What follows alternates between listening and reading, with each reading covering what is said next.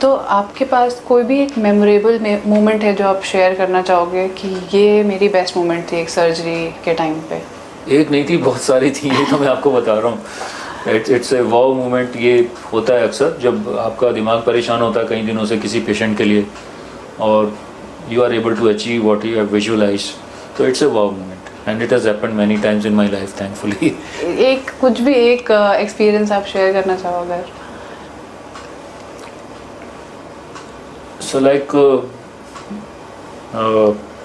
बहुत रिसेंटली अभी एक सर्जरी करी है, तो उसमें क्या था कि पेशेंट का 3rd टाइम रिकरेंस था एक ट्यूमर का चेस्ट वॉल। पेशेंट बाहर से आया हुआ था, नॉट फ्रॉम इंडिया। ओके। और वो उसको मैंने 10 साल पहले भी ऑपरेट किया था पेशेंट को। सो एक कैंसर सार्कोमेटस ट्यूमर था उसके, जो कि ग्रो कर रहा था उसके चेस्ट वॉल पे। पिछले 2 ऑपरेशन में सारे रिकन्स्ट्रक्टिव मेथड्स यूज़ हो चुके थे, जो भी आसपास के टिश्यूज़ थे हम यूज़ कर चुके थे उसे, क्योंकि हर बार उसे निकालते थे, ट्यूमर को रिकन्स्ट्रक्ट करना था पड़ता था, तो बहुत कम ऑप्शंस अवेलेबल थे। सो कैंसर सर्जन को बोला इस बार कि ठीक है आप इसे निकालिए, तो कैंसर सर्जन को निकालने चले। और कैंसर सर्जन बहुत एग्रेसिव होते हैं, क्योंकि उन्हें होना भी पड़ता है, तभी तो कैंसर से आराम मिलेगा, क्योंकि कैंसर जितना एग्रेसिव है उतना कैंसर सर्जन को एग्रेसिव होना पड़ता है।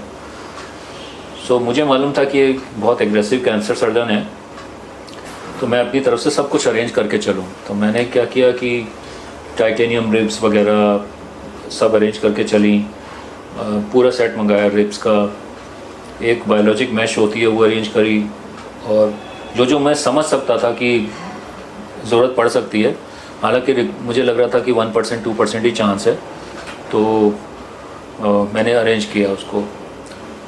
पर जब उन्होंने केस फिनिश किया तब पूरी चेस्ट एक्सपोज थी, यहाँ पे हार्ट लंग्स वगैरह सारे ओपन थे, सारी रिब्स वगैरह गायब थी पेशेंट की, सारा कुछ निकाल दिया था टिश्यू अंदर तक।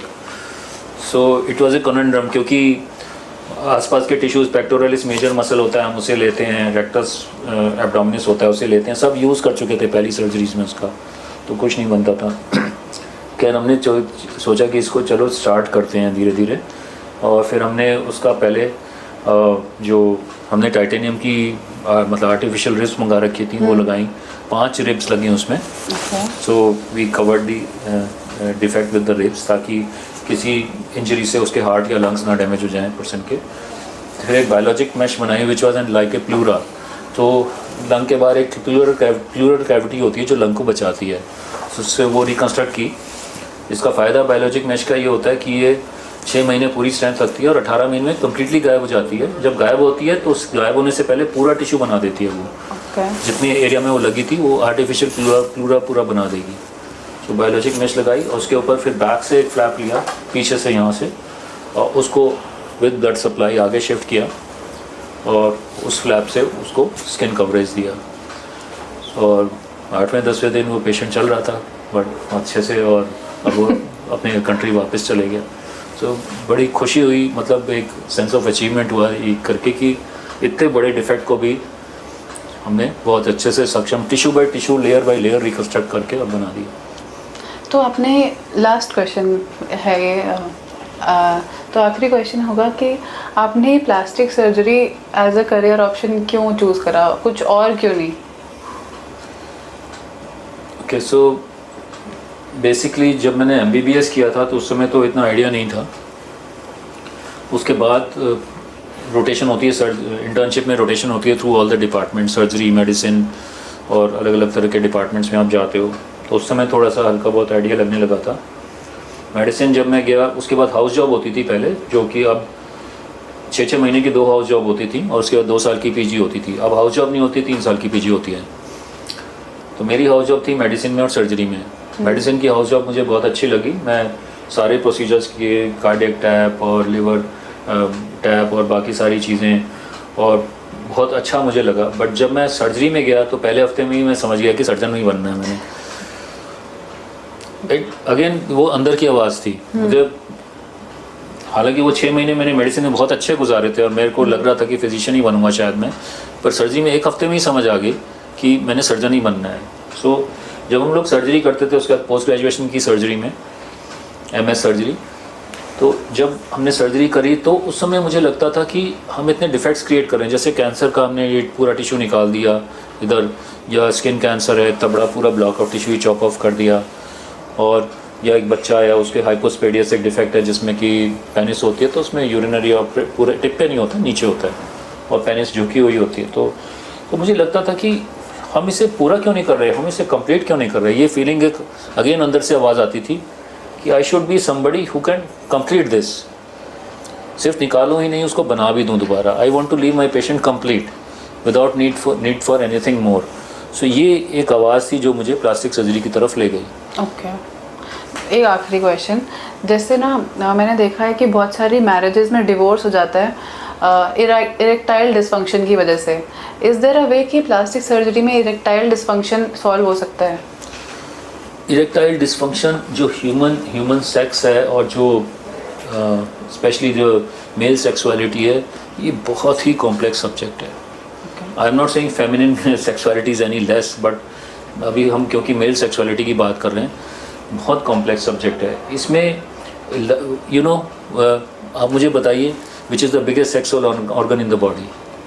Biggest sex organ in the body? Biggest sexual organ in the body? Sexual organ in the body.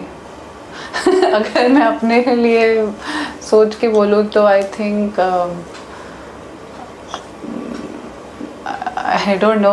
Maybe penis or a vagina. No. No. I don't know.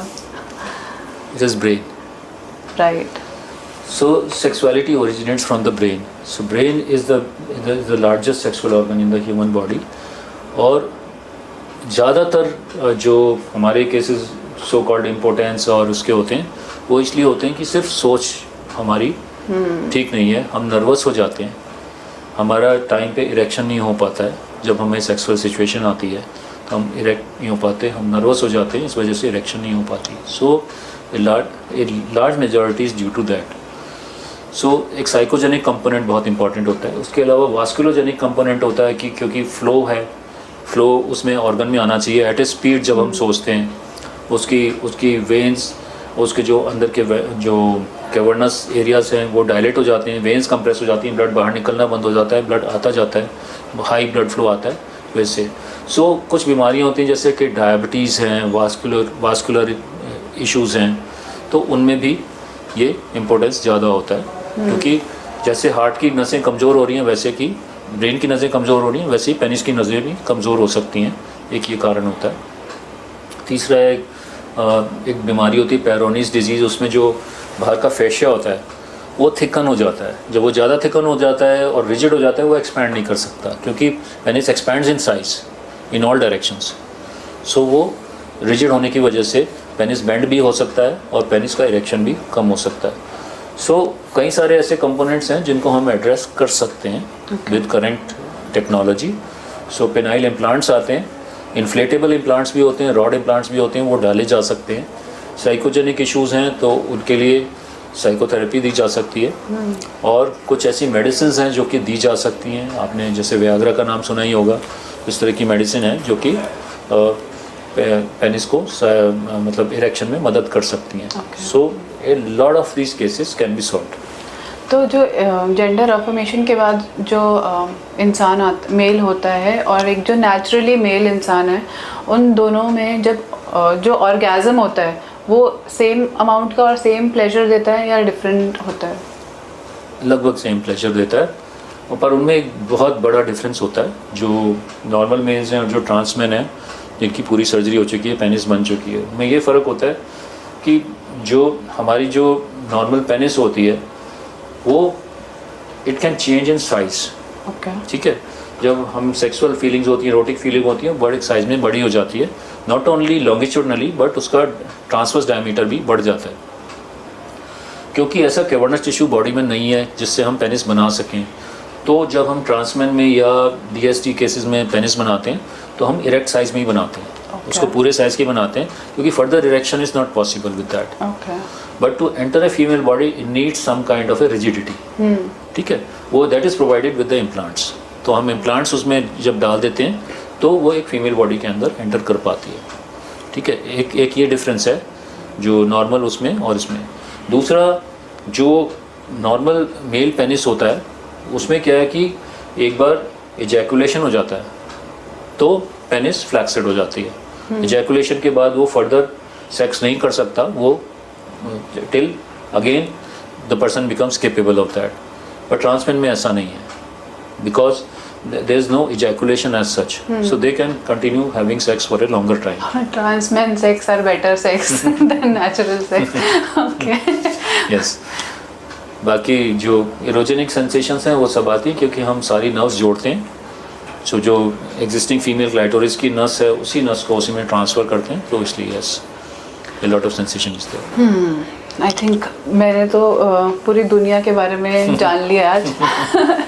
ठीक है, तो बहुत अच्छा लगा सर आपसे बात करके। Thank you so much for your time. Thank you so much, आप भविष्यवाणी में आए और इतना सारा नॉलेज दिया हम सब व्यूअर्स को। और आई थिंक आप लोगों को भी बहुत सारी नॉलेज आज मिली होगी। और कोई भी क्वेश्चंस हो, कोई भी आपको डाउट हो या फिर आपका कोई भी सजेशन हो, आप नीचे कमेंट बॉक्स में आप हमें बता सकते हैं। Thank you so much for watching us and keep watching Bhavishyavani. We are now available on Spotify also. Please tag Bhavishyavani on Spotify। Thank you.